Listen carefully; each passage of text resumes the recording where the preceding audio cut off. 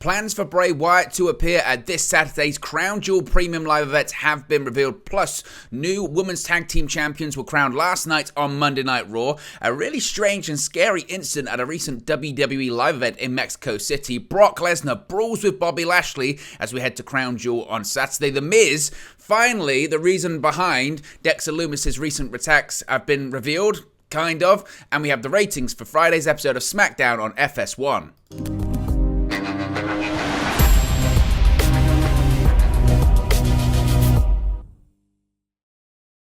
Hey guys, welcome back to Wrestling News 365. Hope everyone is doing very well. As always, there are plenty of news stories to get into in the world of WWE. So let's start off talking about Bray Wyatt. Of course, his name is on the tip of a lot of WWE fans' tongues at the moment.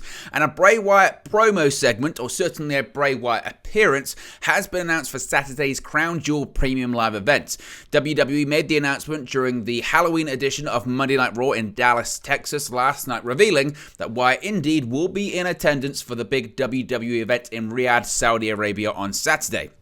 Shortly thereafter, WWE's Twitter account wrote the following, quotes, "What will Bray Wyatt have to say this Saturday at WWE Crown Jewel?"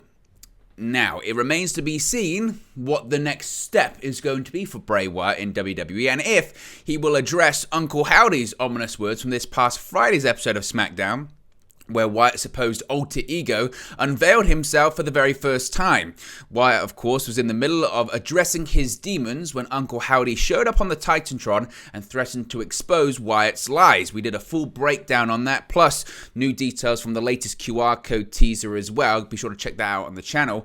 But Wyatt, of course, he's got quite a history with these events in Saudi Arabia. He, of course, won the WWE Universal Championship from Seth Rollins at Crown Jewel in 2019, and then he lost the very same championship to WWE Hall of Famer Goldberg at Super Showdown in 2020. It was actually just the penultimate match that the Wyatts actually had in front of a live audience. Of course, the last one was at WrestleMania 37 back in 2021. Wyatt and current AEW star Matt Hardy also captured Tag Team Championship gold at the Greatest Royal Rumble in 2018, once again at Saudi Arabia, defeating at the time Sheamus and Cesaro for the vacant Raw Tag Team Championships. Now, as of this recording right now, Wyatt has not been announced for the Crown Jewel Go Home episode of SmackDown this Friday. However, I would myself expect to see some kind of announcement. It was taped last week, of course. And I was thinking this when I saw that announcement that Wyatt would be at Crown Jewel on Saturday. I thought, they haven't, certainly in the spoilers that most people have probably seen online, Wyatt didn't appear on SmackDown during the tapings. But what has Wyatt been doing a lot of recently? He's been doing a lot of backstage promos. He's been doing a lot of promos and a lot of talking. So certainly, we most likely, I think, will see something that was recorded, and we'll probably see an appearance from Wyatt on Friday in the form of a pre-taped promo. So what do I expect Wyatt to do at Crown Jewel?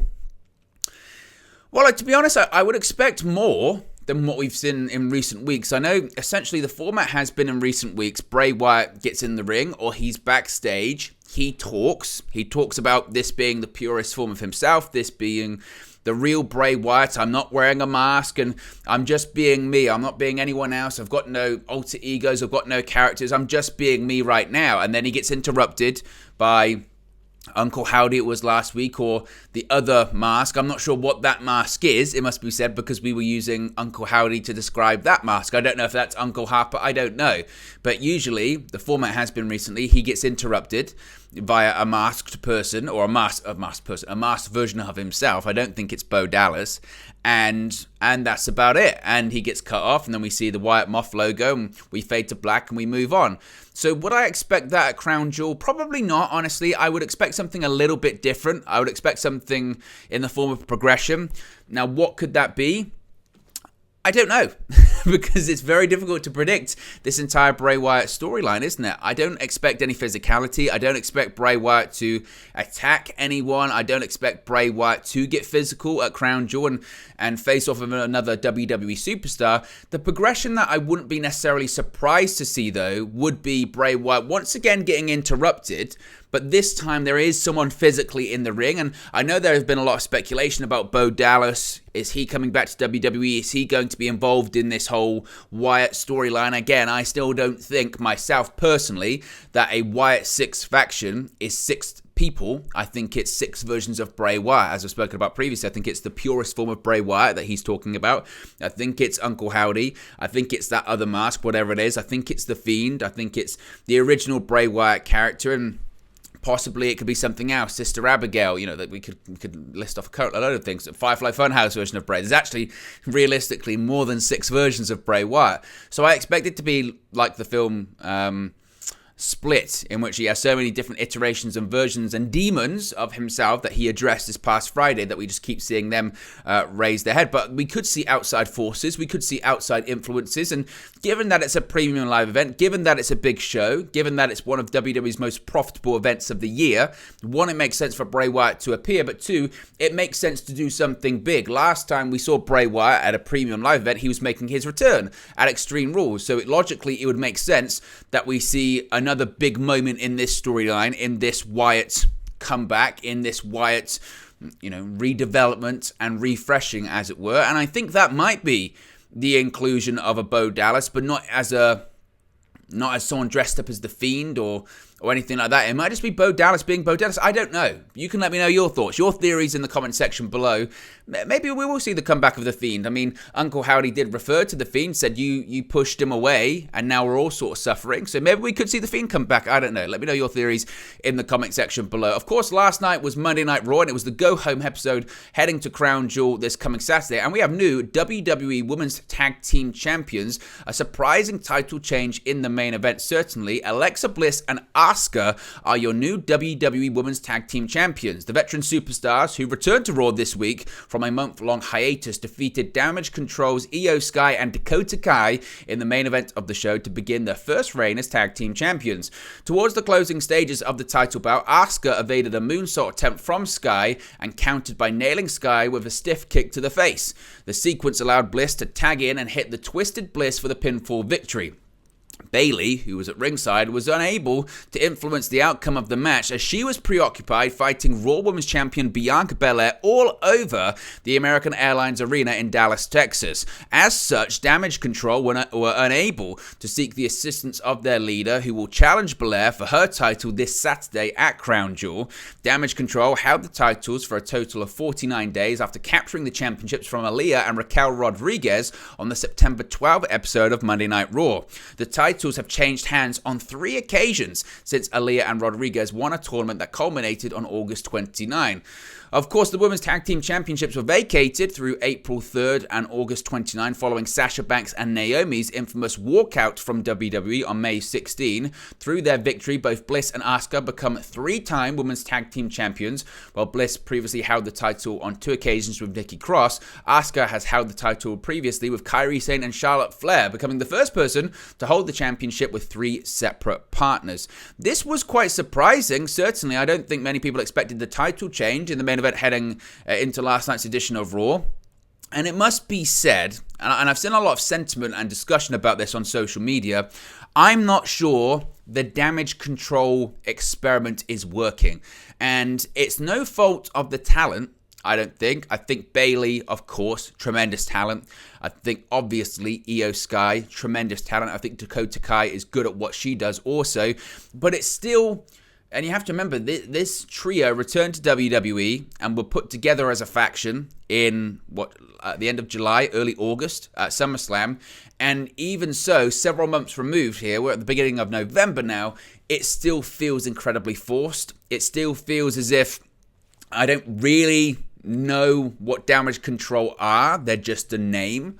Why are they called Damage Control? I don't know. I don't know if they've actually ever explained that. It just doesn't feel like it's working. And I think Bayley's better off on her own, honestly. I like the tag team. The matches are fine with Dakota Kai and Io Sky, but I just don't see the cohesion, honestly. I don't see the cohesion. The tag team feels somewhat forced, and again, I just don't know if it's working. I'm not entertained really watching it. The matches are fine, but I'm not feeling it. I'm not feeling this one. And honestly, I can appreciate Triple H putting some emphasis on the women's tag team division, but still it just feels, is there something missing? It's difficult to put your finger on, I think. It doesn't feel like, it feels like something's missing. And honestly, I've seen a lot of discussion of they've changed titles so quickly there. They're only champions for 49 days, so that's what, like 6 weeks or so. Or 7 weeks, they should have had the title for more than that. But I think it's important to have a mix, honestly, of length of title reigns in WWE. I understand the perception, and it's true that, if you change titles every single week, a title change doesn't seem important. It doesn't seem, like it's really newsworthy, buzzworthy. But at the same time, we're having really long title reigns in WWE at the moment. Of course, you've got the Undisputed Universal Championship. He's been the champion for, coming up over 2 years at this point. You've got the Intercontinental Champion, Gunther. Doesn't look like he's dropping that anytime soon. I know we've had the mid-card title switch around a little bit. Seth freaking Rollins is the champion there right now. The Tag Team Championships, the Usos have nearly held that they have held it for over a year at this point. So I don't necessarily have too much of an issue with certain titles, moving around a little bit. And I still think Triple H and the new regime are still trying to figure out how to make this women's tag team division work. And to be honest, it's not a difficult thing to figure out how to make work, in my opinion. You make a tag team division work by having regular tag teams with tag team names, tag team attire, tag team moves, and tag team entrances. At the moment, you look at Damage Control, and as I mentioned, they just got a name. I don't see any chemistry there. I don't see any development really there as a team. And to be honest, it's kind of the same with Alexa Bliss and Asuka. They're just two people put together. I think we need more. So I don't know. Let me know your thoughts on this in the comments section below. But I did see a lot of outrage that I thought was a bit unwarranted on social media. But I can understand both sides of the argument here. This is a really strange and bizarre story that I think people involved need to have a real hard look at themselves here. So there was a WWE live event in Mexico City on October 30th, 2022, just a couple of days ago. And it had an incident that angered some fans in attendance, according to reports. Now, the Wrestling Observer's Dave Meltzer has provided details from William Beltran and Super Lucha. That said, and you're going to have to try and follow this one with me. Quote, there was a scary incident that angered some fans in attendance. Quetzali Bunez, host of WWE Ahura on YouTube, wanted to give an unplanned spot on the show to one of her friends, a wrestling YouTuber from Spain named Foulback, who was in ringside. Foulback jumped the barricade after Quetzali encouraged him to do so. Obviously, this unplanned moment didn't go down well with those at the scene, with the report further stating, quote, Byron Saxton called security to catch him, but Quetzali ordered them not to do anything to him.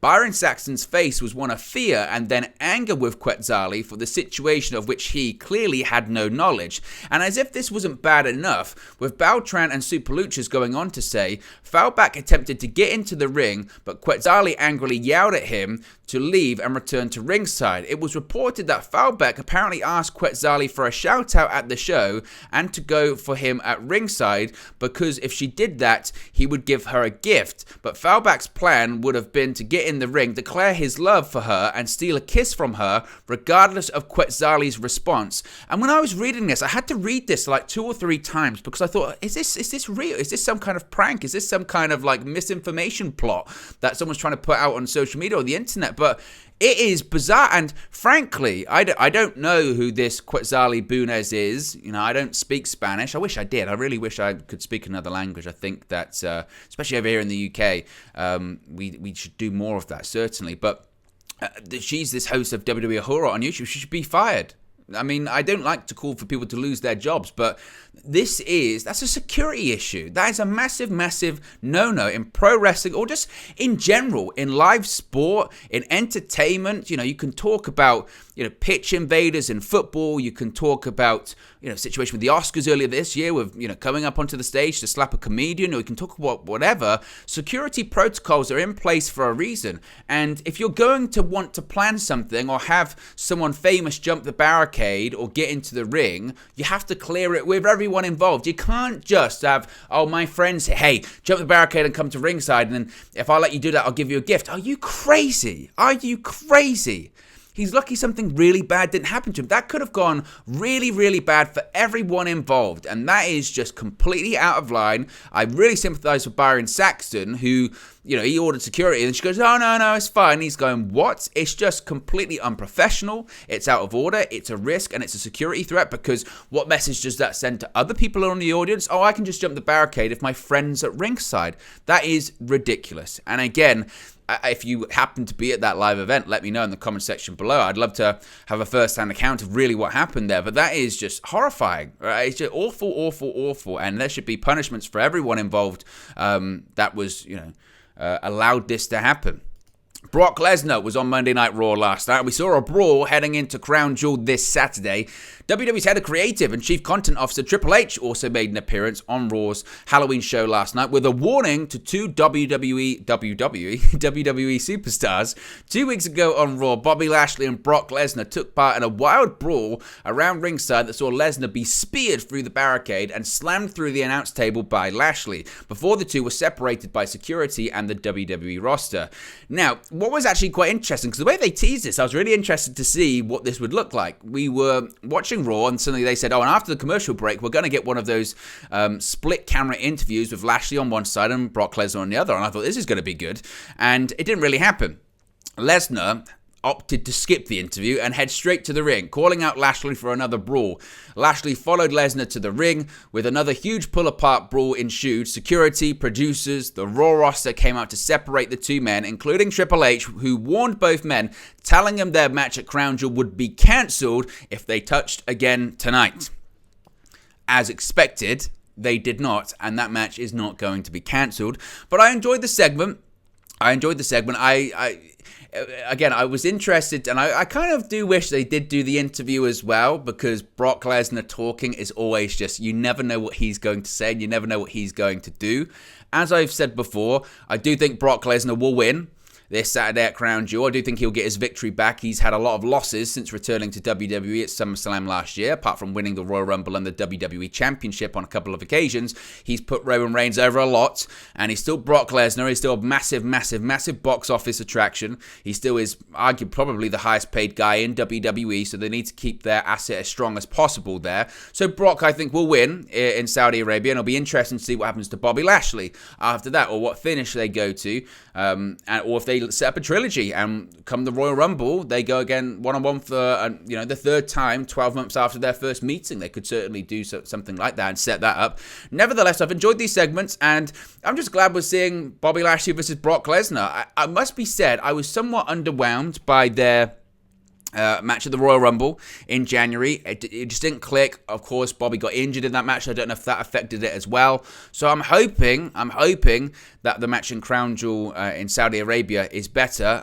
I could also see a situation where we get a bit of a non-finish. As far as we see, is that no stipulation on it. You would think with having two massive pull-apart brawls, they'd put a stipulation on it as a street fight or whatever, but they haven't. So I wouldn't be surprised if basically we see the match just ensue into chaos once again, and then we have to have a rematch at some point. Maybe it's at Survivor Series, maybe it's at the Royal Rumble or something like that. I wouldn't be shocked if we saw something like that. Finally, we have a reason, kind of, why Dexter Lumis has been attacking The Miz. And I'm going to be honest here, it's quite underwhelming. After 3 months of Dexter Lumis tormenting The Miz on WWE television, we finally have some answers as to why Lumis has been targeting the A-listers since his return. During Raw this week, Johnny Gargano, who, by the way, whoever's writing the stuff for him, it's not good. We need to go in a different direction here. Gargano accused The Miz of paying Lumis to stage a series of attacks on him just so he could draw the attention of the paparazzi. Introduced as a whistleblower with the inside scoop by Byron Saxton in a 60-minute style interview titled The True Story of Dexter Lumis and The Miz, Gargano would provide the backstory to the ongoing storyline. I've known Dexter for years, Gargano said. He has his quirks, but he's just trying to earn a living like the rest of us. He married into my NXT family, so I had to accept him like a son-in-law or a pet raccoon. But our family fell apart when Lumis lost his job. He fell on hard times, it took a toll on Dexter's psyche, and in typical Miz fashion, he took advantage of the situation. Gargano then revealed he overheard a conversation between them which he recorded. Johnny Wrestling played an audio clip from his phone which seemed to imply that The Miz had paid Lumis to choke him out and drag him away from the ring during their initial interaction.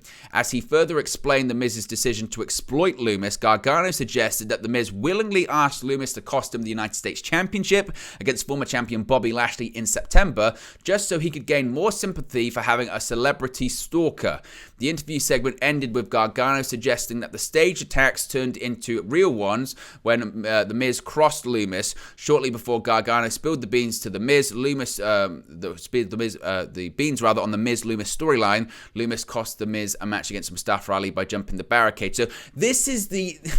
this is the story. I mean, look, I'll give them, first of all, I'll start with a positive. I'll give them credit for trying to explain the situation and the storyline because they've spent 3 months just not doing that.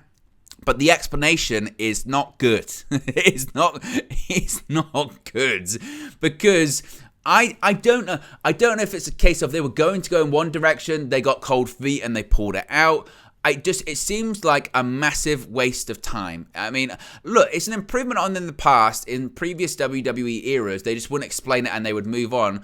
But it's not good, is it? It's not good. And the story's just got, as I mentioned, with the Johnny Gargano stuff, I don't know who's writing his stuff, but whoever's writing his lines or his promos are they're not great. They're really not great. I don't know. I really don't know. I would prefer that everyone just moves on. Really does. It's not as bad as, say, Eric Rowan's Spider in the Cage or anything like that. And sometimes I guess this is part of the problem when you tease something for weeks and weeks and weeks and weeks and weeks. Why is Dexter Lumis attacking The Miz? Why is he attacking The Miz? Why is he attacking The Miz? Then you get Johnny Gargano going, I've got a big secret to tell. Everyone goes, I wonder what the secret is. And you as a fan go, well, they must have something good because they wouldn't stretch out and tease it for this many weeks. They must have something good. And in reality, they didn't have much. And then they just went in that direction and you go, oh, that's it. So I don't know. It's not great. It really isn't. It isn't great. They're saying that initially he paid him and then he crossed him. So that's what happened. I mean, I'm kind of speechless. It's not good. It's not good. It's not a good explanation. And I can't even, thing is, I can't say that I offer a better one, because I'm not writing the show and it's bizarre. It's bizarre. We'll move on. Finally, SmackDown was on FS1 on Friday, of course. It wasn't on Fox, and as expected, the viewership dropped off significantly because of that. Per Brandon Thurston of WrestleNomics, the show pulled in 835,000 viewers and scored a 0.23 in the 18 to 49 demographic. Of course, the viewership is obviously down from last week's episode, which was on Fox, which pulled in 2.231 million viewers. Obviously, SmackDown was moved to FS1. It always is right before Crown Jewel. Always is this time of the year. It's always moved to FS1 for a week or a couple of weeks. Last time it was moved to FS1 was back on October 29, 2021. The show actually did pull in 1.032 million viewers, had a key demo rating of 0.29. So in comparison to last year, it's down significantly. But I remember last year they did the whole commercial free thing, didn't they? And they had an overrun of a half an hour as well to compete with Rampage for the first half hour, and that's where Tony Khan called it the Friday Night Wars, and he had CM Punk in the opening match, I think, against Matt Sydal. But nevertheless, it shouldn't be a surprise, certainly, that SmackDown has been moved. But it had to open up some questions about the next time it would be moved, because, of course, it was moved last week because of the conflict with the MLB World Series, with Fox airing it, and it led to a huge drop-off in the ratings because of that. But the November 4 episode of the show was also set to air on FS1 as well, due to another scheduling conflict with the World Series. However, that's no longer the case. WWE was informed earlier today that due to the World Series game being rained out, that show will air on its normal station instead of FS1. Therefore, Friday's episode will air on Fox, and even though it's pre-taped, it should be back up to a higher rating before heading to Crown Jewel on Saturday. So there you go, guys. It's the latest WWE news for you. Be sure to smash a like on the like button. Be sure to subscribe, bottom right-hand corner. Let me know your thoughts on today's WWE news stories in the comment section below, and I'll speak to you again very, very soon. Hey guys, thank you for watching, listening, streaming, or however you come across this video today. Be sure to click on the video on the right there to watch our next video, or click the bottom there to subscribe, or the bottom right hand corner. Thank you very much, and I'll speak to you again very soon.